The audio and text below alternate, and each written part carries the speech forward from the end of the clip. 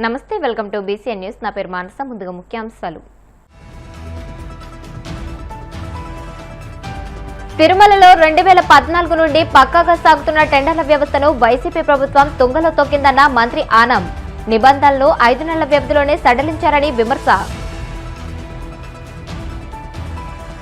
తిరుమల లడ్డూ కల్తీ వ్యవహారంపై ప్రభుత్వం ఏకసభ్య కమిషన్ వేయగానే సుప్రీంకోర్టులో కేసు వేశారు.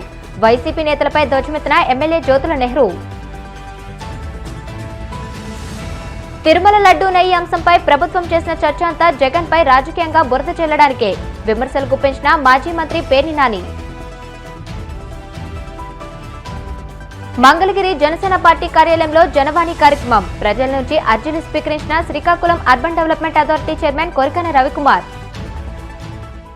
ప్రపంచవ్యాప్తంగా కోట్లాది మంది భక్తులు అత్యంత పవిత్రంగా భావించే తిరుమల లడ్డూ ప్రసాదం కల్తీ వ్యవహారంపై ఆంధ్రప్రదేశ్ అసెంబ్లీ వేదికగా దేవాదాయ శాఖ మంత్రి ఆనం రామనారాయణ రెడ్డి వివరాలు వెల్లడించారు. ఈ కల్తీ కేవలం సాంకేతిక లోపం వల్ల జరిగింది కాదని, గత ప్రభుత్వ హయాంలో నిబంధనలు ఉద్దేశపూర్వకంగా తుంగలో తొక్కడం వల్లే ఈ అపవిత్రత చోటు చేసుకుందని విశ్లేషించారు. 2014 నుంచి పక్కాగా సాగుతున్న ఈ టెండర్ల వ్యవస్థను వైసీపీ ప్రభుత్వం 2020లో పూర్తిగా నీరుగార్చిందని ఆరోపించారు. నెయ్యి సేకరణలో అత్యంత కఠినంగా ఉండాల్సిన నిబంధనలను కేవలం 5 నెలల వ్యవధిలోనే సడలించడం వెనుక ఉన్న మర్మమేమిటని ఆయన ప్రశ్నించారు. ఆవు పాల ఉత్పత్తి ప్రమాణాలను తగ్గించారని ఆరోపించారు. భగవంతునికి పెట్టేటువంటి ప్రసాదం, భగవంతుని ద్వారా సమాజంలో ఉన్నటువంటి సామాన్య భక్తులకి అందేటువంటి ఈ ప్రసాదం చర్చనీయాంశం చేయడమే కాదు అధ్యక్ష, కల్తీ చేసి దాన్ని అపవిత్రతని ఇవాళ తయారు చేయడం అనేటువంటిది ఈ సభలో దీనికి ఒక చర్చలో పాల్గొనాల్సి రావడం కూడా దేవాదాయ శాఖ మంత్రిగా బాధాకరంగానే ఉంది అధ్యక్ష. దీనికి సంబంధించినటువంటి ఎఫ్ఐఆర్ రిజిస్ట్రేషను, దీనికి messrs AR dairy food private limited Dindigul మరియు ఇతర అనుబంధ సంస్థలు టీటీడీకి కల్తీ నెయ్యిని సరఫరా చేశాయని ఆరోపిస్తూ TTD procurement general manager Shri P Muralikrishna 25/9/24న సమర్పించిన లిఖితపూర్వక ఫిర్యాదుతో ఈ కేసు ప్రారంభమైంది అధ్యక్ష. ఆ ఫిర్యాదు ఆధారంగా తిరుపతి ఈస్ట్ పోలీస్ స్టేషన్లో ఆహార కల్తీ, మోసం, కుట్ర మరియు సంబంధిత నేరాలకు సంబంధించి భారతీయ న్యాయ సంహిత మరియు ఆహార భద్రత మరియు ప్రమాణాల చట్టం కింద ఎఫ్ఐఆర్ 470/2024గా నమోదైంది అధ్యక్ష. ప్రత్యేక విచారణ బృందం సిట్ ఏర్పాటు మరియు పునర్వ్యవస్థీకరణ ఆరోపణల తీవ్రతను మరియు ప్రజా విశ్వాసంపై దాని ప్రభావాన్ని పరిగణలోకి తీసుకొని ఆంధ్రప్రదేశ్ ప్రభుత్వం 26/9/24 నాటి GORT నంబర్ 1660 ద్వారా సీనియర్ అధికారులతో కూడిన ప్రత్యేక విచారణ బృందాన్ని ఏర్పాటు చేసింది అధ్యక్ష. తదనంతరం రిట్ పిటిషన్ నంబర్ 622/2024లో భారత గౌరవ సుప్రీంకోర్టు 4/10/2024 నాటి ఉత్తర్వుల మేరకు స్వతంత్ర మరియు సమగ్ర విచారణను నిర్ధారించడానికి సిబిఐ డైరెక్టర్ పర్యవేక్షణలో సిబిఐ, ఆంధ్రప్రదేశ్ పోలీస్ మరియు FSSAI ప్రతినిధులతో సిట్ పునర్వ్యవస్థీకరించబడింది అధ్యక్ష. నెయ్యి సేకరణ విధానం మరియు టెండర్ ఫ్రేమ్వర్క్, గీ ప్రొక్యూర్మెంట్ సిస్టంలో టెండర్ ఫ్రేమ్వర్క్ అధ్యక్ష. ఈరోజు టీటీడీ ఆలయాలలో లడ్డూ ప్రసాదం మరియు ఇతర నివేదన తయారీలో ఆవు నెయ్యి ప్రాథమిక పదార్థమని విచారణలో నిర్ధారణ అయింది అధ్యక్ష. టీటీడీ 2014 నుండి ఈ టెండర్ల ద్వారా అగ్మార్క్ స్పెషల్ గ్రేడ్ ఆవు నెయ్యిని మల్టీ టెండర్ వెండర్ సిస్టమ్ కింద సేకరిస్తోంది. 2024 టెండర్ మరియు ధరల ఆందోళనలో టీటీడీ మార్చి 12, 2024న 10 లక్షల కిలోల ఆవు నెయ్యి సరఫరా కోసం ఈ టెండర్ ఆహ్వానించిందని, మరి 8/5/2024న టెండర్ను ఖరారు చేస్తూ messrs AR dairy food private లిమిటెడ్కు కిలోకు 319.80 రూపాయల చొప్పున సరఫరాను కేటాయించినట్లు విచారణలో మరిన్ని వివరాలు వెల్లడయ్యాయి అధ్యక్ష. కోట్ చేసిన ధర నిజమైన ఆవు నెయ్యి సరఫరాకు ప్రాథమికంగా అసాధ్యమని పరిగణించబడింది. ఇది నాణ్యతపై ఆందోళన పెంచింది. ప్రయోగశాల ఫలితాలు మరియు కల్తీ గుర్తింపు జూన్ మరియు జూలై 2024న చేసిన సరఫరాల ప్రారంభంలో కల్తీ గుర్తింపు పరిమితులు లేని పరీక్షా విధానాల కింద ఆమోదించబడ్డాయి.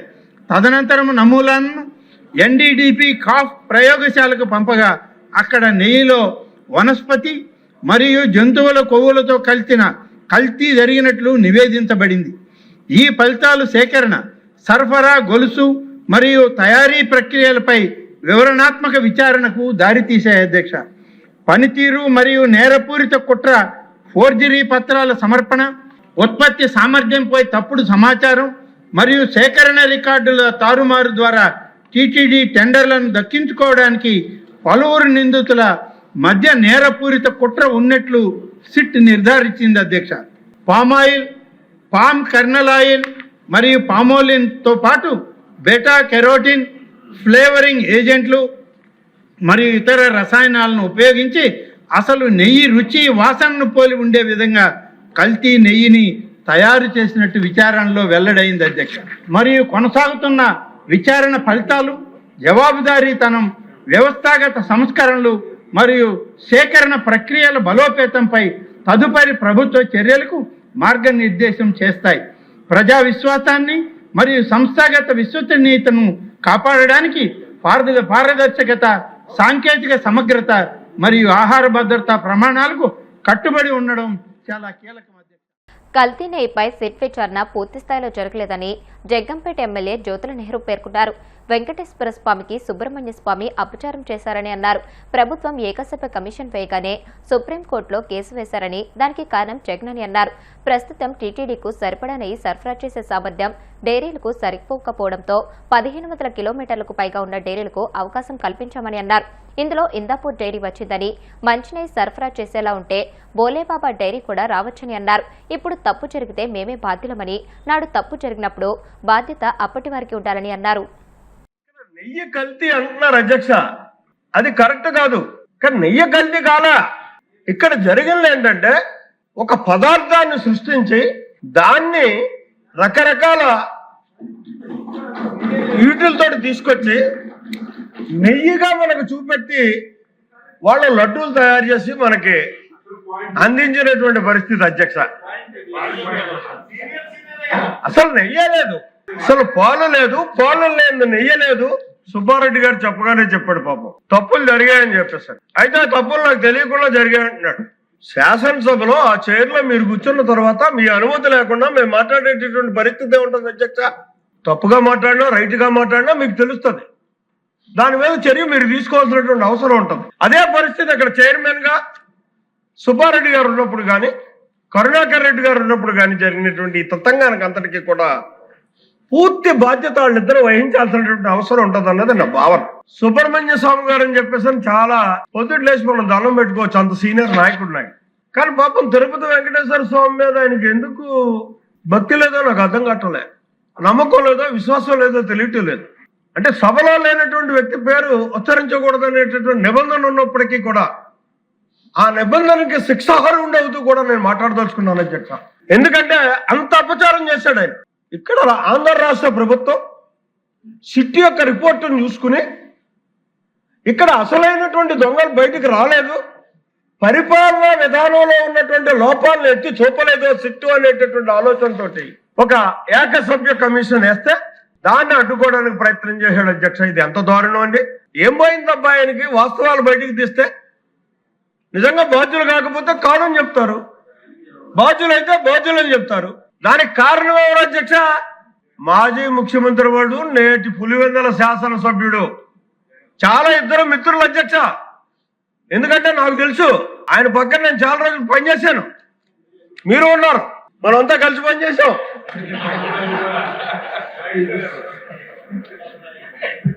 వాళ్ళిద్దరికి ఉన్న అనుబంధం ఏంటో కూడా నాకు పూర్తిగా తెలుసు. ఇక్కడ ఖచ్చితంగా ఇది జగన్మోహన్ రెడ్డి యొక్క ప్రోద్బలంతో జరిగినటువంటి కార్యక్రమం అని మాత్రం మనం ఇక్కడ విశ్వసించాల్సినటువంటి అవసరం ఉంది అధ్యక్ష.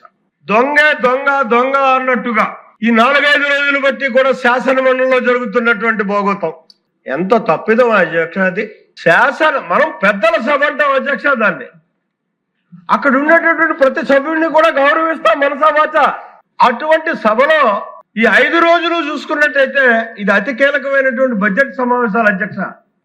ప్రతి నిమిషం ప్రతి అణువు కూడా మనం బడ్జెట్ మీద ఆలోచన చేయాల్సినటువంటి బాధ్యత ఉన్నటువంటి ఇది శాసనసభ్యులుగా మనకు కానీ శాసన మండలి సభ్యులుగా వాళ్ళకు కానీ ఆ సమావేశాలన్నింటినీ నిర్వీర్యం చేస్తారు అధ్యక్ష. 5 రోజులు కూడా కేవలం రాజకీయం కోసం చంద్రబాబు నాయుడు గారి మీద అభూత కల్పన సృష్టించాలనేటటువంటి ఆలోచనతో వాళ్ళ వ్యవహరించినటువంటి తీరు చూస్తే చాలా దారుణంగా అనిపించింది అధ్యక్ష. అంతేకాదు అధ్యక్ష, ఇంకొక అడుగు ముందుకేశారు.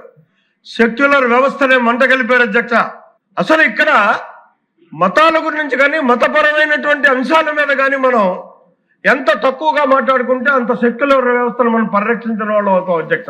సాక్షాత్తు తిరుపతి వెంకటేశ్వర స్వామి ఫోటో పట్టుకుని చెప్పులు వేసుకుని వాళ్ళు ప్రదర్శన చేయడం అధ్యక్ష. అక్కడ ఇలా సంటిగోళ్ళ అధ్యక్ష.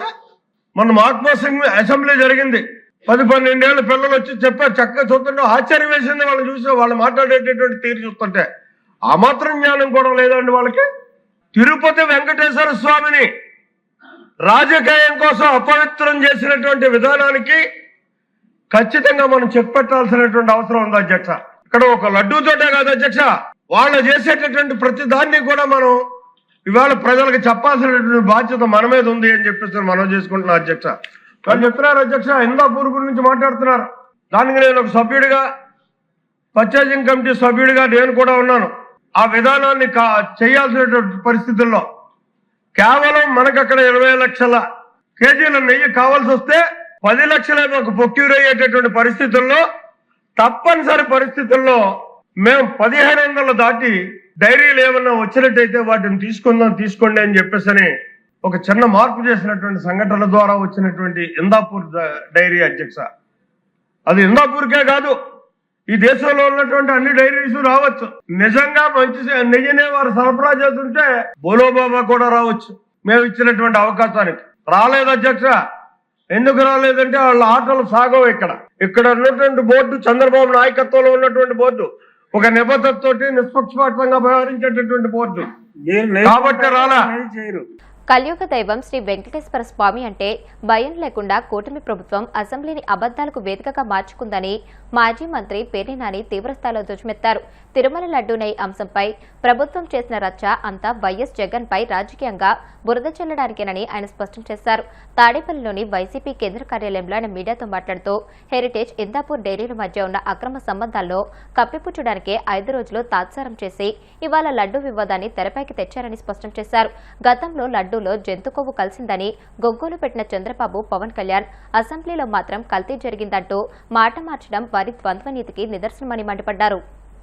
అలాగే తిరుమల తిరుపతి స్వామివారికి నెయ్యి సప్లై చేస్తున్నటువంటి నెయ్యి కంపెనీ, డైరీ కంపెనీలన్నిటికీ హెరిటేజ్ కంపెనీతో ఉన్నటువంటి అక్రమ సంబంధాల గురించి చర్చిద్దాము అని చెప్పి పట్టుబడుతుంటే 5 రోజులు తాత్సారం చేసి నిన్నటికి ఈ రోజు అసెంబ్లీలో దాన్ని చర్చిద్దామని చెప్పని నిర్ణయం తీసుకుని చర్చిస్తూ 10 మంది శాసనసభ్యుల చేత రాజకీయాలు మాట్లాడిస్తూ, అసత్యాలు మాట్లాడిస్తూ, కలియుగదయం వెంకటేశ్వర స్వామి గురించి కదా మనం ఈ అబద్దాలు చెప్తున్నది, రాజకీయాలు ముడిపడి మాట్లాడుతున్నది అనేటువంటి భయం, వెరుపు కూడా లేకుండా ఎమ్మెల్యేలతో బరితెగించి మాట్లాడిచ్చి వారి తర్వాత వరుస క్రమంలో ఈ రాష్ట్రానికి ఉప ముఖ్యమంత్రిగా ఉన్నటువంటి పవన్ కళ్యాణ్ గారు, ఎవరయ్యా ఈ పవన్ కళ్యాణ్ గారు అంటే నారా చంద్రబాబు నాయుడు గారు ఒక రిపోర్ట్లో ఉన్నటువంటి అంశాల్ని తప్పుడుతనంగా జగన్మోహన్ రెడ్డి గారి మీద మతం అనేటువంటి ఆయుధాన్ని ప్రయోగించాలనే దుర్బుద్ధితో ఆయన తిరుమల తిరుపతి స్వామివారి నైవేద్యం తయారు చేసేటువంటి, లడ్డూలు తయారు చేసేటువంటి నెయ్యిలో ఉద్దేశపూర్వకంగా కడాన ఆయన మాట్లాడితే కడాన జగన్మోహన్ రెడ్డి దిగజారి వెంకటేశ్వర స్వామి వారి మహత్యాన్ని తగ్గించడానికి, వెంకటేశ్వర స్వామి యొక్క భక్తుల మనోభావాల్ని దెబ్బతీయటానికి, అలాగే స్వామివారి మహత్యాన్ని మచ్చ తీసుకురావటానికి నెయ్యిలో ఉద్దేశపూర్వకంగా ఎనిమల్ ఫ్యాట్ కలిపారు అని చెప్పని వారు మాట్లాడితే వెంటనే అదిగో తోక అని ఎవడం అంటే ఇదిగో పులి అని చెప్పని ఇంకోటి మాట్లాడంటే ఇంకొక దొంగ. అదే రీతిలో ఆయన ఎనిమల్ ఫ్యాట్ కలిపాడు జగన్మోహన్ రెడ్డి అని మాట్లాడంగానే వెంటనే పవన్ కళ్యాణ్ బయలుదేరిపోయి ఎనిమల్ ఫ్యాట్ అంటే జంతు కొవ్వులు కలిపాడు జగన్మోహన్ రెడ్డి, పంది కొవ్వు కలిపాడు, అలాగే చేప కొవ్వు కూడా కలిపాడు జగన్మోహన్ రెడ్డి గారు. మా మతాన్ని ఇలా చేస్తావా అలా చేస్తావా అని కాషాయ బట్టలు కట్టుకుని పెద్ద పెద్ద బొట్లు పెట్టి గుడిమెట్లు కడిగాడు పవన్ కళ్యాణ్ గారు. ఆ గుడిమెట్లు కడిగిన పవన్ కళ్యాణ్ గారు ఇవాళ అసెంబ్లీలో మాట్లాడతాడు, నేను ఈ రాష్ట్రం మాజీ ముఖ్యమంత్రి కొవ్వు కలిపాడని నేను అన్నగాని అలా ఎప్పుడు అనలేదు. నేను టీటీడీ బోర్డు సభ్యులు కలిపారు, ఇది టీటీడీ ఉద్యోగస్తులు కలిపారు, వాళ్ళని వెనకే సమర్థిస్తున్నటువంటి జగన్మోహన్ రెడ్డి గారు తప్పే కదా అని చెబుతూ మతం గురించి మతం కోణం గురించి మాట్లాడతాడు. ఇవాళ మాట్లాడినటువంటి అసత్యాలు అంటే దేవుడు పేరు చెప్పి దేవుడంటే భయం లేకుండా బరితెగించి మాట్లాడేటువంటి, అంటే చాలా మంది మనం దొంగలను చూస్తుంటాం బయట సమాజంలో, ఏ మరిపోటుగా ఉంటే జేబు కొట్టేసేవాడు ఒకడు. ఇప్పుడు కాసేపు ప్రకటనలు.